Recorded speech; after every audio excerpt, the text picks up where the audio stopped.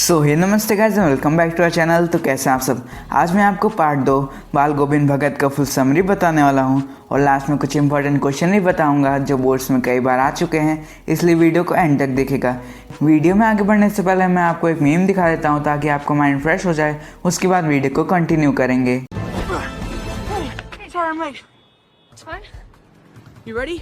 Yeah. You're gonna love this. अरे दादा रे, नहीं नहीं नहीं नहीं नहीं नहीं नहीं नहीं, अरे नहीं भाई, भाई 100-200 ज्यादा ले ले लेकिन लैंड करा दे। बाल गोविंद भगत रेखा चित्र के लेखक राम वृषभेनपुरी हैं। इस रेखा चित्र के माध्यम से लेखक ने एक ऐसे सन्यासी का वर्णन किया है जो वेशभूषा से बिल्कुल सन्यासी नहीं लगता था। लेखक का मानना है कि बाहरी वेशभूषा या कर्मकांड से कोई सन्यासी नहीं हो जाता। सन्यास का आधार तो जीवन के मानवीय सरोकार होते हैं। इस रेखा चित्र के माध्यम से हमें ग्रामीण जीवन के भी झलक देखने को मिलती है। बाल गोविंद भगत मझले कद के गोरे चिट्टे आदमी थे। उनकी उम्र 60 से ऊपर की होगी। बाल पक गए थे। उनका चेहरा सफेद बालों से जगमग रहता था। कमर में लंगोटी बांधे रहते थे और सिर पर कबीर पंथियों जैसी कनपटी टोपी पहने रहते थे। सर्दियों में काला कंबल ओढ़ लेते। मस्तक पर चंदन, गले में तुलसी की जड़ों की माला बांधे रहते थे। बाल गोविंद भगत साधु नहीं थे, गृहस्थ थे। उनके बेटे बहू थे। थोड़ी खेती बाड़ी थी। एक अच्छा साफ सुथरा मकान था। खेती बाड़ी करते, परिवार रखते हुए भी वह साधु थे। कबीर को साहब मानते, उन्हीं के गीतों को गाते, उन्हीं के आदेशों पर चलते, कभी झूठ ना बोलते, सभी से खरा व्यवहार करते, किसी से फिजूल झगड़ा ना मोल लेते। वे बिना किसी से पूछे किसी की चीज नहीं लेते थे। वे अपने खेत में पैदा वस्तु को घर से 4 कोस दूर कबीरपंथी मठ में ले जाते थे। वहां से जो शेष वस्तु प्रसाद के रूप में मिलती उसे घर ले आते और उसी से गुजारा करते थे।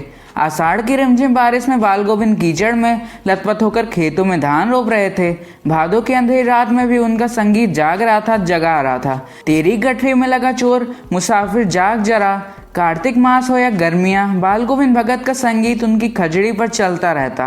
बाल गोविंद भगत की संगीत साधना का चरम उत्कर्ष उस दिन दिखाई दिया जिस दिन उनका बेटा मरा। इकलौता बेटा था उनका, कुछ सुस्त और बोधा सा था। इसी कारण बाल गोविंद भगत उसे और भी मानते। उनकी नजर हमेशा उस पर रहती थी। बड़े चाव से उसकी शादी कराई थी।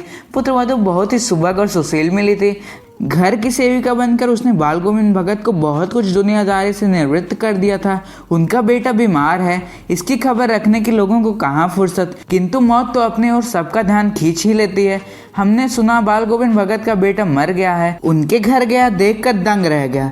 बेटे को आंगन में एक चटाई पर लिटाकर सफेद कपड़े से ढक रखा है। सिराने पर चिराग जला रखा है और उसके सामने जमीन पर ही आसन जमाए गीत गाए जा रहे हैं। वही पुराना स्वर, वही पुरानी तल्लीनता। घर में पुत्र वधू रो रही है जिसे गांव की स्त्रियां चुप कराने की कोशिश कर रही है, किंतु बाल गोविंद भगत गाए जा रहे हैं। हाँ, गाते गाते कभी कभी पुत्र वधू के नजदीक जाते हुए कहते हैं कि रोना नहीं चाहिए बल्कि उत्सव मनाना चाहिए। आत्मा परमात्मा के पास चली गई है। वीरहिनी अपने प्रेमी से जा मिली। भला इससे बढ़कर आनंद की कौन बात। मैं कभी कभी सोचता है पागल तो नहीं हो गए, किंतु नहीं, वो जो भी कह रहे हैं वो सत्य कह रहे हैं। उसमें उनका विश्वास बोल रहा था, वह चरम विश्वास जो हमेशा ही मृत्यु पर विजय होता आया है। बेटे के क्रियाकर्म में तूल नहीं किया। पुत्र वधू से ही आंख दिलाई उसकी, किंतु ज्यों ही श्राद्ध की अवधि पूरी हो गई, पुत्र वधू के भाई को बुलाकर उसके साथ कर दिया, यह आदेश देते हुए कि उसकी शादी कहीं और करा देना। उनकी जाति में पुनः विवाह कोई नई बात नहीं है, किंतु पुत्र वधू का आग्रह था कि यहीं रहकर भगत जी की सेवा बंदगी में अपने वैधव्य के दिन गुजार देगी। लेकिन बाल गोविंद भगत का निर्णय अटल था। तू जा, नहीं तो मैं इस घर को छोड़कर चला जाऊंगा। यही थी उनकी आखिरी दलील। इस दलील के आगे पुत्र वधू की क्या चलती। बाल गोविंद भगत की मृत्यु भी उन्हीं के अनुरूप हुई। वे हर वर्ष गंगा स्नान करने जाते। इस बार भी गए, लौटे तो तबीयत सुस्त थी। खाने पीने के बाद भी तबीयत नहीं सुधरी, बुखार आने लगा। नेम व्रत उन्होंने फिर भी नहीं छोड़ा। एक दिन संध्या में गीत गाए। रात को जीवन की डोर टूट गई। माला का एक एक दाना बिखर गया। सुबह लोगों ने गीत ना सुना। जाकर देखा तो बाल गोविंद भगत नहीं रहे। सो गाइस, ये थी पार्ट 2 बाल गोविंद भगत की फुल समरी। अब मैं आपको कुछ इंपॉर्टेंट क्वेश्चन बता देता हूँ जिसका आंसर आपको नीचे कमेंट बॉक्स में देना है। प्रश्न नंबर 1 है, बाल गोविंद भगत रेखा चित्र के माध्यम से लेखक क्या संदेश देना चाहते हैं। प्रश्न नंबर 2 है, भगत की पुत्र वधू उन्हें अकेला क्यों नहीं छोड़ना चाहती थी। प्रश्न नंबर 3 है, साहब कौन थे। प्रश्न नंबर 4 है, भगत ने अपने बेटे की मृत्यु पर अपनी भावनाएं किस तरह व्यक्त की। प्रश्न नंबर 5 है, भगत के व्यक्तित्व और उनकी वेशभूषा का अपने शब्दों में चित्र प्रस्तुत कीजिए। सो गाइज मैंने आपसे 5 क्वेश्चन पूछे हैं, इसका आंसर आपको नीचे कमेंट बॉक्स में देना है और अगर आप मुझसे कुछ पूछना चाहते हैं तो वो भी कमेंट में पूछ सकते हैं। सो गाइज अगर ये वीडियो आपको अच्छी लगी हो तो इस वीडियो को लाइक कर दीजिए, वीडियो को अपने फ्रेंड्स को शेयर कर दीजिए और क्लास 10 हिंदी और क्लास 10 इंग्लिश की प्लेलिस्ट नीचे डिस्क्रिप्शन में अवेलेबल है, उसे आप चेकआउट कर सकते हैं और चैनल को सब्सक्राइब करके बेल आइकन ज़रूर दबा दीजिएगा ताकि ऐसे ही यूजफुल वीडियो आपको मिलती रहे। मिलते हैं नेक्स्ट वीडियो में, तब तक के लिए गुड बाय।